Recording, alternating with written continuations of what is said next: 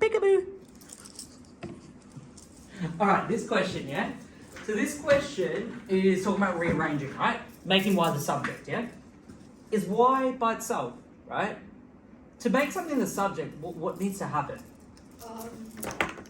You have to solve y. Solve y, which means what? Like physically looking at that y, what needs to happen? Get rid of everything. Everything, which essentially means it will be It'll be alone. alone, by itself. What's everything that's next to y? 3 and 9. Okay, what's the 3 doing to that y?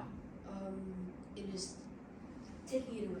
Is that taking away? Oh no, that's. I know what you mean. You're going ahead, right? Yeah. What's happening to that y? It's adding it. Adding. Right, how do you get rid of it? You have to do the opposite by taking it away. Well done. And then, What happens to that side is something to the correct. -3. Well done. Good. You're going through it. That's called like your storytelling, right? You're asking yourself, what am I doing next? What do I have to do next, right? Now what's the next thing? That cuts, that cuts. Why does it cut off? Because it needs to be a little to 0. Yeah. Okay, so it's subtracting, Yeah. right? 3 take away 3, it becomes 0. Right. Next part. What's that going to do? What are you going to write next then? Y equals 9 take away 3. Yep. What's that? Which equals to 6. So Y then equals y 6. would equal 6. Yep. Well done. That should be your answer. Did you get that? Cool. Awesome. Even just by looking at that, yeah, you could just tell. Yeah, that's just like using the logic. Okay, 6 plus 3 equals 9. Next one here. What are you doing here? What's happening between the x and the y? You have to divide. Yeah, so you know it's talking about when things are connected, right? This is connected to me, okay, like numbers and letters. If I wanted to get rid of it, what do I have to do? Divide it, okay? So when it's like literally connected like this, and there's nothing in between, yeah? That's actually a multiplication. You can't see it. Can you see it? No. And what do I say when you see these questions? What would be the best thing to do to make sure you're doing the right operation, especially at a year 7 level? What would you put? Write the times. Correct. Write the times. Yeah? Then it's confirming to yourself that it's multiplying. How do I get rid of that? By dividing, doing the opposite. So what am I dividing? You're dividing x and y, which equal do like x at the bottom. Okay. And now what do I do? And You said it before. What did we do with -3? Subtract 3? What do we do then afterwards? do it to the other side. Yes. So you're going to divide this side by X. x. We don't write 4 divided by x. Yeah? You don't write that. Okay? We're moving up into year 8, year 9, afterwards 10, 11, 12. You don't write it like that. How you write it is like this. Yeah? Next thing. What's happening between the x and the x? The x and the x are going to Cancel each other out, yeah? So what's x over x? What does that mean? that's 0. There's nothing there. Is it 0? If that was 0, then what's 0 times y? 0. Anything multiplied by 0. So what's x divided by x going to be? 1. If I said 6 divided by 6, what's that? 1. X divided by x is 1. So what's that going to be? 1y equals what? 1y equals 4 4x. over x. Now, you have 1y. Is that simplified? No. No. What could I write it as then? You could just write y. Yeah, well done. Y is equal to 4 over x. If you wrote it like that, you'll be marked off. Yeah? You have to simplify it. Okay. So when we're writing the whole Yeah. thing, do we have to write that 1y equals to 4x? Yeah, because you need to show Yeah. what happened. Yeah. Because you just said that x divided by x is 0. Yeah. But I can understand why you said that, because it magically disappears. And when something magically disappears, it just vanishes, right? Which is nothing, which is 0. 0. So I wanted to show you why that's the case and get you to understand that. Because x divided by x is 1. 6 divided by 6 is 1. Let's have a go at this question, right? So this is basically your foot, okay? Going back to this annoying thing. This is your socks, and this is your shoes. What are you going to get rid of first? Your shoes. Your shoes.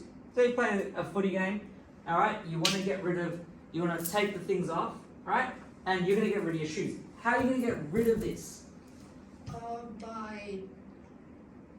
We're adding 4. Why? Why are you adding 4? There's a subtraction sign right Correct, there. and you're going back to this rule. Look at that. That's why we started with this basic question. So you're adding 4, right? Yeah. Add 4, then what? Then that equals to 0, so you're going to add 4 to 6 as well. Correct. Well done. Good stuff. So now what do you have now? Now you just have your foot and your sock. Yeah, foot in your sock essentially. That is 0 is equal to 6. What do you do now? Now you What's the have to- 4 doing to the y? The 4 is, What's next to it? the 4 is Like this? added to the no, it's times by 4 by the y. Yes, and to get rid of it, you divide. So it's actually, and what do we put there? A times. Times.